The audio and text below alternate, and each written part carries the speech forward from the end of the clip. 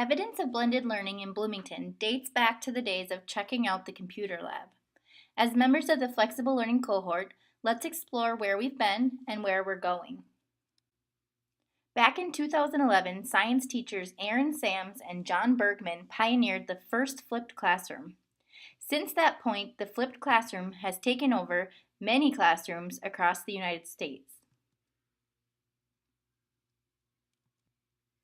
Flashback to Bloomington that same year of 2011. Teams were being put together to create the plan for next technologies for learning. Devices would be rolled out over a 4-year span.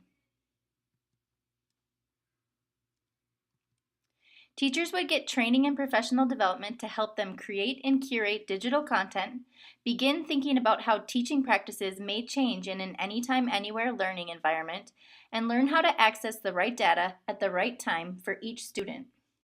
A core set of tools would be provided and supported for teachers to meet the goals set out by NTL, Google, Moodle, and the Hub.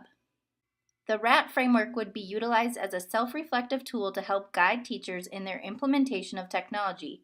As teachers move their lessons up the framework, learning becomes more exciting and relevant for students. In preparation for the first year of devices to roll out, Bloomington's digital learning coordinators began calling for teachers to be part of Bloomington's flipped cohort. Teachers from across the district and spanning grade levels came together to create, embed, upload, and store their digital content for student learning and interaction. In year 2, as 6th grade went one-to-one with Chromebooks, membership increased and math and science Moodles began popping up across grade levels and sites. By year 3, with all of the middle school one-to-one, cohort members began asking good questions. How else could I provide my students more control of their learning? What other models exist besides the flipped classroom? Where are there content areas besides math and science that could benefit from flexible types of instruction? How can we best support students with the devices in our classroom? Looking outside of Bloomington, we start to notice that new trends are breaking through. Solely utilizing the flipped classroom model becomes old practice as blended learning takes storm.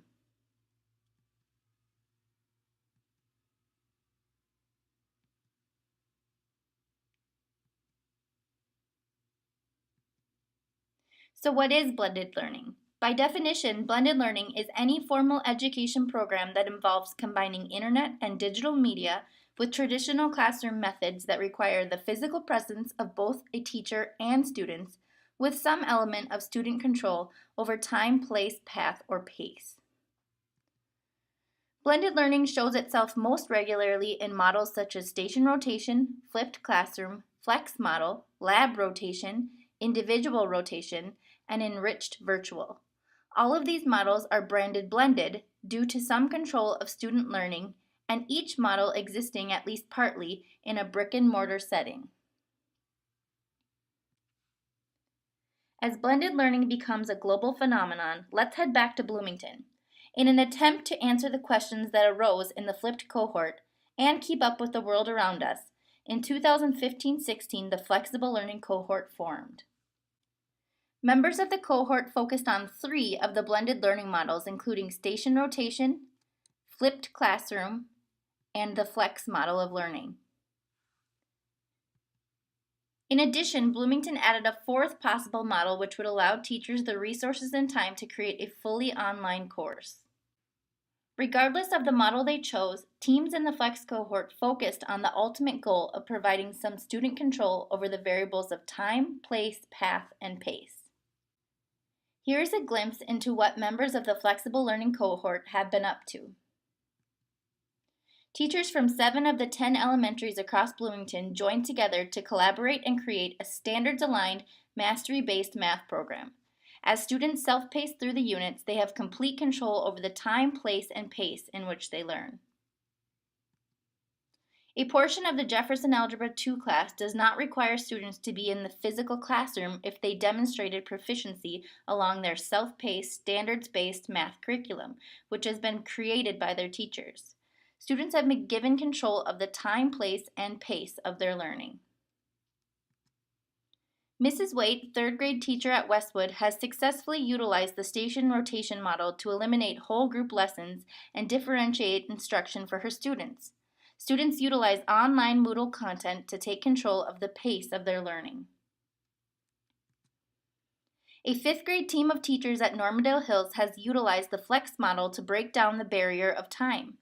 Rather than students rotating on a fixed block schedule, the team has reformatted their day to allow students to attend 3 flex blocks where they have complete choice over what and where they learn. Content is accessible anytime, anywhere for their students. In 2016-17, membership increased from 60 to 100 teachers, with teachers spanning from grade 1 to adult.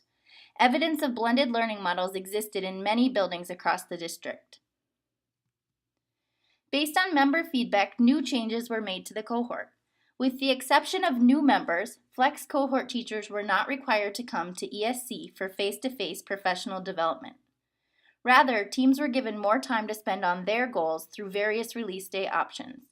Professional development took place online as teams paced through a 6-hour course helping them set goals and implement action research in their classrooms. Results of their research was shared cohort-wide last spring and also at Bloomington's first annual Flexible Learning Summit. Bloomington's first annual Flexible Learning Summit aimed to showcase the exciting work of teams across the district. With an expert panel, a variety of learning sessions, and food trucks for lunch, Year 1 was a huge success.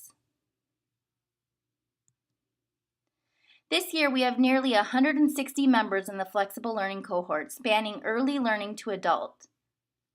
How will you utilize your time, resources, and team to transform learning for your students?